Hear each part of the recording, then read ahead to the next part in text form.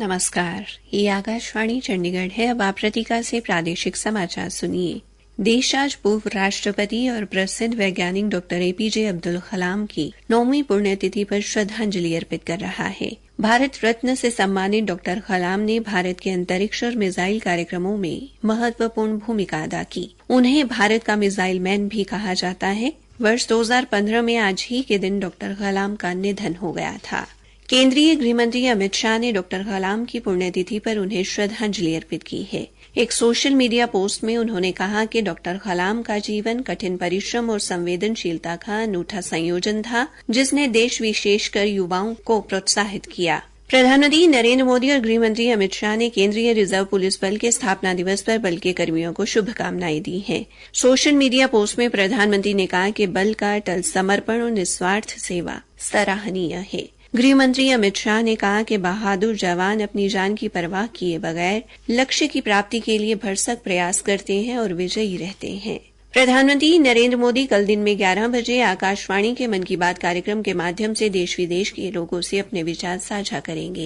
यह इस मासिक कार्यक्रम की 112वीं कड़ी होगी। श्री मोदी के लगातार तीसरी बार प्रधानमंत्री बनने के बाद ये दूसरी कड़ी है। यह कार्यक्रम आकाशवाणी और दूरदर्शन के समूचे नेटवर्क, आकाशवाणी की वेबसाइट और मोबाइल ऐप पर उपलब्ध रहेगा।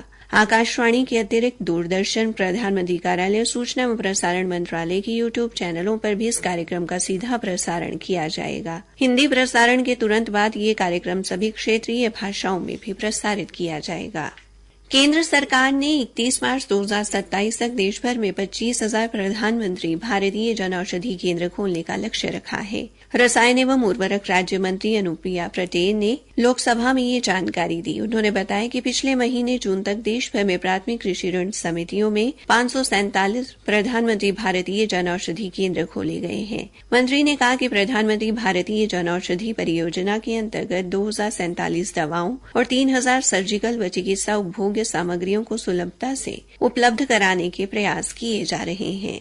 डाक विभाग ने कल शाम हरियाणा के जींद जिले के किला जफरगढ़ गांव के ऐतिहासिक किले की सचित्र मुहर जारी की। अब इस गांव के डाकघर से जो भी डाक देश भर में जाएगी, उस पर ये सचित्र मुहर लगेगी। इस अवसर पर करनाल मंडल के प्रवर अधीक्षक दविंदर सिंह ने मुख्य अतिथि के तौर पर शिरकत की। उन्होंने मीडिया से बातचीत में कहा कि सबके लिए गर्व की बात है कि हरियाणा राज्य की ये पहली सचित्र मुहर जींद के ऐतिहासिक गांव किला जफरगढ़ पर जारी की गई। इससे विदेश में भी इस गांव की पहचान बनेगी। इस सचित्र मुहर में एक अद्वितीय डिजाइन है जो किला जफरगढ़ की समृद्ध सांस्कृतिक विरासत की याद दिलाता है और स्थानीय समुदाय में इसके महत्व को बनाए रखेगा। काबिले गौर है कि ये किला जींद रियासत के राजा स्वरूप सिंह ने रियासत की सुरक्षा के लिए वर्ष 1858 के आसपास बनवाया था। बाद में इस किले के नाम से ही गांव का नाम किला जफरगढ़ रखा गया। इसके बाद राजा ने इस किले को छावनी का रूप दे दिया और दादरी से आते जाते राजा व उसकी सेना यहां पर पड़ाव डालती थी। अब ये किला पूरी तरह से खंडर बन चुका है। भारतीय डाक विभाग ने पंचकुला के डाकघरों में पवित्र गंगाजल उपलब्ध कराया है। अब सभी भक्तजन घर बैठे ही गंगोत्री का गंगाजल जरूरत अनुसार आसानी से डाकघर से खरीद सकते हैं। डाक विभाग के अंबाला मंडल के प्रवर अधीक्षक विजय ने बताया कि गंगाजल 250 मिलीलीटर की बोतल में मिलेगा, जिसकी कीमत 30 रुपए रखी गई है। ये सुविधा पंचकुला जिले के सेक्टर 8 के मुख्य डाकघर एवं कालका पिंजौर मनसा देवी परिसर और सेक्टर 5 के उप डाकघरों में उपलब्ध रहेगी।